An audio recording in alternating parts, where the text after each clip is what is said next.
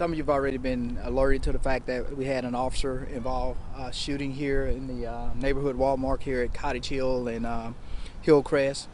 We have an officer that has been wounded. He's conscious and alert, and he's doing fine at this time. It would appear that the officer was attempting to pull over or make contact with an individual in a vehicle that had potentially been reported stolen. And as he made contact with the individual, he fired shots at the officer. The officer returned fire. The subject fled the scene, and so at this time he crashed out a short piece up the road from this location, and he's on foot right now.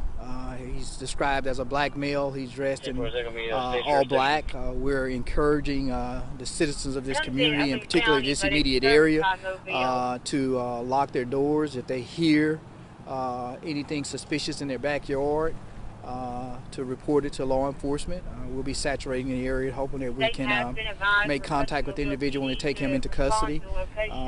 And just to make sure we want everybody to do everything they can to protect themselves. Also to our motorists that's driving in this area, to be especially alert at this time as well, because obviously the individual was driving a potentially stolen vehicle, high risk of he's desperate at this time. And so potentially he could potentially try to carjack someone. So please be especially alert as you're driving in this area. Make sure your doors are locked, and be careful as you pull up the intersections and you come to stops in dark areas. We appreciate the media for making sure we get this information out here. If you continue to run this story till we can update you guys again on what we have, we'd like to take this guy into custody. And again, if you're at home and you hear something in your backyard, and particularly if you're in this immediate area, call us and let us know so that we can maybe get an officer over there to check it out, because we really would like to take this subject into custody. He's a risk to our community at this time, and we really want to get him in custody. And just to clarify, is he armed right now? We have to assume he was armed because he was able to fire shots at our officers. We did not recover a weapon here on the scene, and so we would have to assume that he's armed at this time. Do you think he was hit when your officer returned fire? I don't know any of that at this time, and so the officers are checking the scene, checking his vehicle. As I get more information, I'll let you guys know. But we have to assume that he is armed and he is dangerous. So that's all we have at this time. That's all we have right now. It doesn't appear that anybody else was with him at this time. But we'll update you guys as we get more information. Does this just prove how dangerous your guys' jobs are when you guys are sending them out there to do these traffic stops? Yes, sir. I mean, it just reiterates what we do. We never know how a particular stop is going to end up. You go with the greatest of intentions of nothing happening, and all of a sudden shots are fired, and the next thing you know, we have an officer that's been shot and injured at this time. We've notified his wife, and that was the most important part for us, to make sure she knew that he was okay, and that's why there was a delay on our end, to just kind of let you guys know what was going on. It's important that we let our family members know that our loved ones are okay.